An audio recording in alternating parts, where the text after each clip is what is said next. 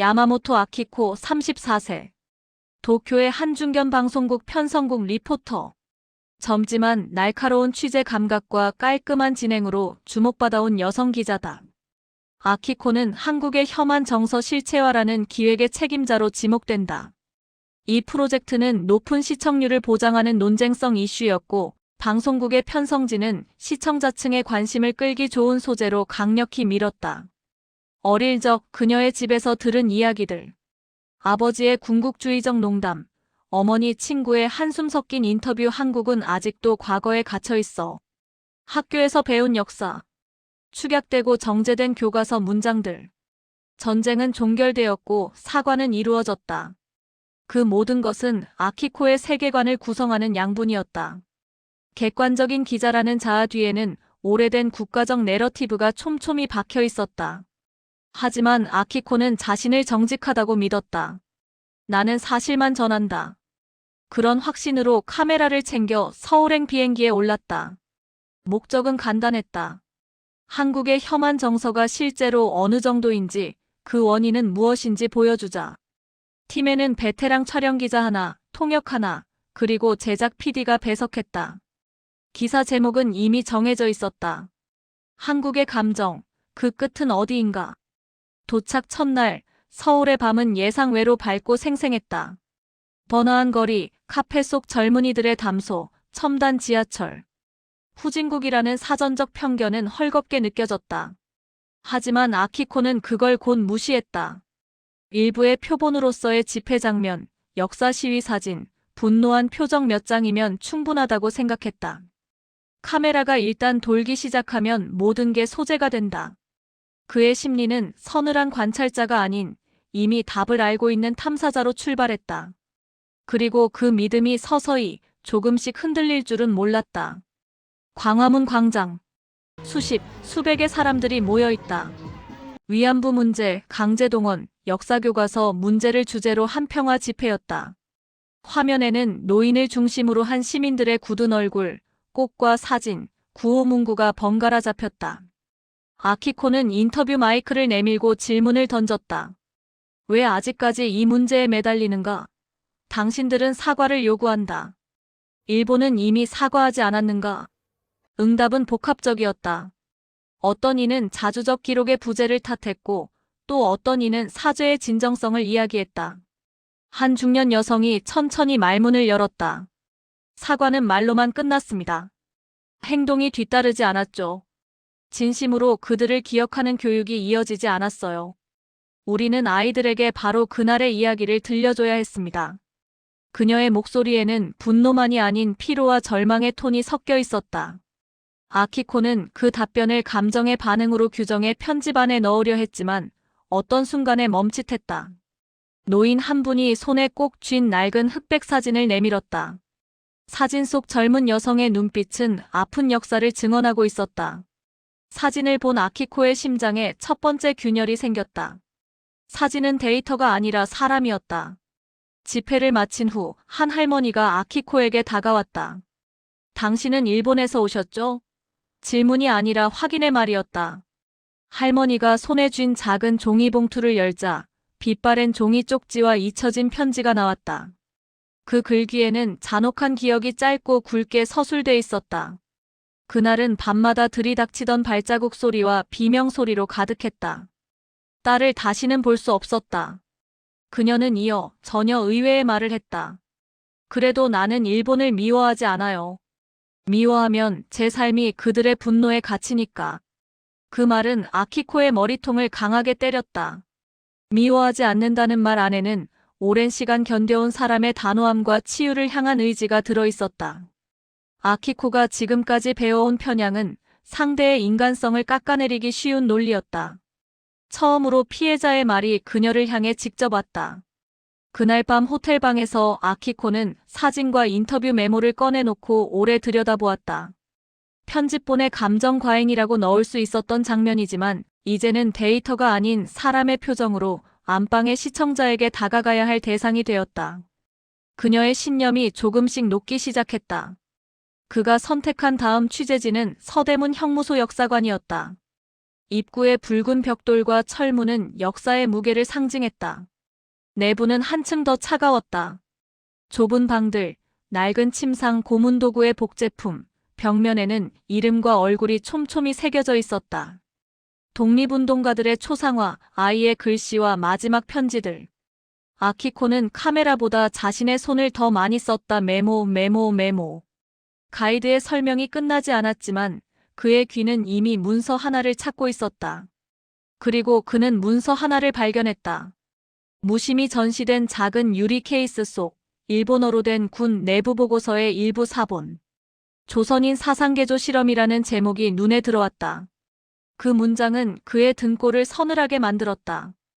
여기엔 처벌, 교화, 강제동원 같은 단어들이 법적 군사적 용어로 적혀 있었다. 그리고 문서 끝부분에는 기록은 폐기한다. 민중의 혼란을 막아라라는 지시문이 적혀 있었다. 아키코는 갑자기 기자로서의 거리감을 잃었다. 내 조국이라는 단어가 지금까지 그에게 주던 안정감이 무너져 내리는 느낌이었다. 얼마나 많은 가면이 숨어 있었는가. 얼마나 많은 기억이 의도적으로 지워졌는가. 그녀의 손은 떨렸고 카메라의 녹음 표시는 차갑게 깜빡였다. 취재 막바지, 한 전직 군인 출신의 노인이 찾아와 두터운 봉투를 건넨다. 그는 조용히 말했다. 숨겨진 진실을 알고 싶다면 이걸 보시오. 봉투 속에는 공식 기관에서 나간 듯한 문서들의 복사본이 들어있었다. 문서의 머리글에는 육군성 극비 제5 조선 정책 운영 보고라고 찍혀 있었다. 내용은 충격적이었다. 위안부의 강제동원, 형무소에서의 체계적 폭력, 노동수용소 및 생체 실험과 관련한 기록. 특히 현지 질서 유지를 위해라는 명시. 아래에서 자행된 인권 침해와 그 은폐 지시가 적나라하게 드러나 있었다. 아키코는 문서를 펼치고 한 장 한 장을 읽어나갔다. 그 문장들은 냉철한 관료의 작성 스타일로 쓰여 있었지만 그 속엔 인간의 살과 뼈가 흔적처럼 배어 있었다. 문서 말미에 명시된 자료 폐기 지시는 사건이 조직적으로 은폐되어 왔음을 말해주었다. 그녀는 이것을 단순한 역사적 기록이라 치부할 수 없다는 사실을 직감했다. 이 문서가 공개되면 단순한 감정의 충돌을 넘어 정치적 사회적 파장으로 이어질 것이 분명했다. 도쿄로 돌아온 아키코는 자료를 정리하고 다큐멘터리 초고를 만들었다. 작업 중 그녀는 스스로에게 질문을 던졌다. 나는 무엇을 위해 취재를 시작했는가? 답은 분명했다. 진실이다. 방송국 경영진은 이 초고를 보자 곧바로 반응했다. 문제가 될 소지가 있다. 국민 정서를 자극할 우려가 있다. 외교적 문제가 될 수 있다. 상부의 압력은 노골적이었다. 편집 스텝은 위협과 당혹감 사이에서 흔들렸다. 아키코는 선택의 기로에 섰다. 계속 취재 내용을 순치하여 편집하라는 지시를 따를 것인가, 아니면 진실을 그대로 내보낼 것인가. 밤이 깊어질수록 그녀의 결심은 굳어졌다. 진실은 언제나 더 높은 비용을 요구한다. 편집실에서 불을 밝힌 채로 그는 단호하게 말했다. 우리가 본 것은 팩트다. 숨길 수 없다. 상부는 검열을 가했다. 일부 인터뷰는 삭제하라는 지시를 받았고 문서 사본의 공개는 법적 리스크를 이유로 거부되었다. PD는 단호했다. 이러면 방송국이 위험해진다. 하지만 아키코는 양심과 직업적 책무 사이에서 양립할 수 없는 대비를 느꼈다. 그녀는 언론인의 기본 원칙, 알 권리와 공익성을 떠올렸다. 상부의 요구는 점차 개인 공격으로 변질되었다. 음성 녹음에서 그녀의 이름이 위험 인물로 분류되는 순간 아키코는 그 자리에서 일어나 사무실을 나왔다. 그녀는 동료 엔지니어 몇 명과 비밀 회의를 가졌다. 이걸 그냥 덮을 수는 없다. 엔지니어 중 한 명, 사토는 과묵했지만 눈빛은 흔들리지 않았다. 송출에 문제가 생기면 저는 책임질 각오가 있습니다. 그 말은 이 사건을 더 이상 단순한 편집 분쟁이 아닌 양심대 권력의 대결로 만들었다.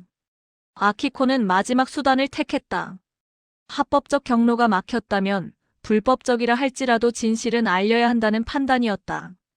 그녀는 밤을 새워 최종 편집을 끝냈고 몇몇 동료와 계획을 세웠다. 일요일 새벽 정규 편성의 테이프가 교체되는 순간을 노렸다. 사토는 송출 서버의 작은 취약점을 이용해 파일을 업로드했고 아키코의 다큐는 예고도 없이 방송망으로 흘러나갔다. 47분 12초. 화면에는 서대문 형무소의 사진, 위안부 피해자의 증언, 문서의 일부 복사본 이미지가 교차되며 나왔다. 아키코는 카메라 앞에 서서 조용하게 말했다. 나는 일본 기자입니다. 그리고 나는 우리가 한 일을 처음으로 보았습니다. 그 말은 전파를 타고 그날 밤 전국의 가정으로 흘러들어갔다. 다음 날 일본의 뉴스와 소셜미디어는 폭발했다. 해시태그가 트렌드를 점령했고 젊은 층은 토론을 시작했다. 동시에 보수 진영과 일부 언론은 아키코를 매국적 행위자라고 규정하며 몰아붙였다. 방송국은 즉각적으로 방영 중단 사유와 송출 경위를 조사한다고 발표했으나 이미 영상은 온라인으로 확산된 뒤였다. 아키코는 해고 통보를 받았고 방송국은 내부 징계 절차를 밟았다. 검찰은 무단 송출과 공익 침해라는 수사 명목을 걸었다. 친구와 가족과의 대화도 서늘해졌다. 그러나 한편에선 그녀의 용기를 칭찬하는 목소리와 후원금, 국제적 지지 메시지가 들어왔다. 한국의 인권단체들은 그녀에게 감사의 말을 전했고 증언자들은 그간의 외로움이 덜어졌다고 전했다. 공정영화상 수상이나 국제적 명성 이전에 가장 암울한 사건이 발생했다. 아키코는 도쿄 외곽에서 차량 사고를 당한다. 경찰 발표는 불의의 사고였지만 그의 노트북과 일부 필름은 사라졌다. 주변의 CCTV에는 차량의 움직임이 편집되어 있었다. 의혹은 걷잡을 수 없이 증폭되었고 일부는 그녀가 침묵당했다고 단언했다. 그러나 진실은 완전히 묻히지 않았다.